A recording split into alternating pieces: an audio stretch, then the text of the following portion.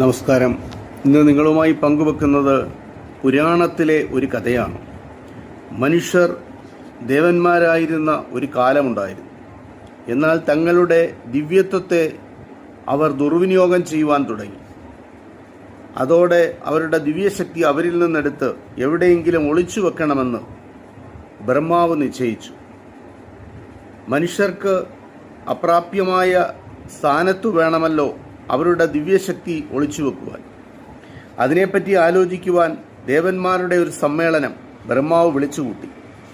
ഭൂമിയിൽ വളരെ ആഴത്തിൽ ഒരു കുഴി കുഴിച്ചിട്ട് മനുഷ്യന്റെ ദിവ്യശക്തി അതിലിട്ട് മൂടിക്കളയാമെന്ന് ദേവന്മാർ അഭിപ്രായപ്പെട്ടു. അത് നടപ്പില്ല.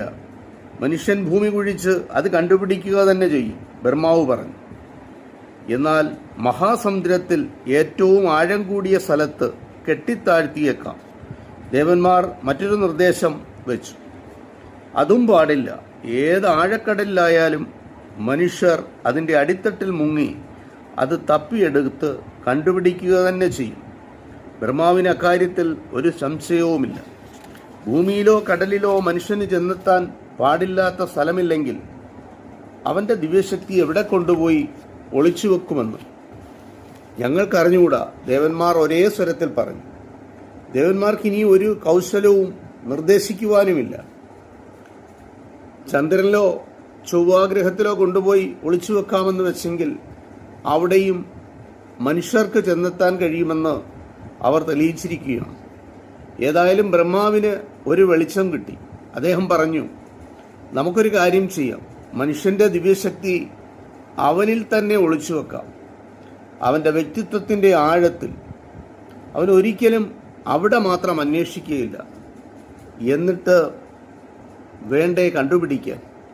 അതിനുശേഷം ഇന്നുവരെയും മനുഷ്യൻ ആ ദിവ്യശക്തി കണ്ടെത്തുന്നതിന് വേണ്ടി ഭൂമിയിൽ നെടുകയും കുറുകയും നടന്നു, ചിക്കി അരിച്ച് നോക്കുകയാണ്. കടലായ കടലെല്ലാം മുങ്ങിത്തപ്പി നോക്കി. അവന്റെ അന്വേഷണം പിന്നെയും തുടരുകയാണ്. ഏതെങ്കിലും ഗ്രഹങ്ങളിലായിരിക്കുമോ അതിരിക്കുന്നത്? അല്ല, അവിടെയും എല്ലാം അല്ലെന്ന് ചന്ദ്രജേതാവായ മനുഷ്യന് പറയാനുള്ളത്. പക്ഷെ ഇന്നും മനുഷ്യൻ തനിക്കു വേണ്ട ദിവ്യശക്തിക്ക് വേണ്ടിയുള്ള അന്വേഷണം തുറന്നുകൊണ്ടിരിക്കുകയാണ്. വിവിധ തരത്തിലുള്ള ജീവിത പ്രശ്നങ്ങളുടെ കുത്തൊഴുക്ക് മുറിച്ചു നീന്തുകയാണ് ആദിമ മനുഷ്യൻ. കയ്യും കാലും കഴയ്ക്കുന്നുണ്ട്, കയ്യും കാലും കുഴയുന്നുമുണ്ട്. മനസ്സ് തളരുകയും ചെയ്യുന്നു. എത്തിപ്പിടിക്കുവാൻ ഒരു കച്ചിത്തുരുമ്പെങ്കിലും കിട്ടിയാൽ മതിയെന്ന് അവൻ ആശിച്ചു പോവുകയാണ്. അക്കരെ പറ്റുന്നതിന് വേണ്ട ശക്തിക്കു വേണ്ടി പല പുണ്യകർമ്മങ്ങളും ചെയ്തു നോക്കി.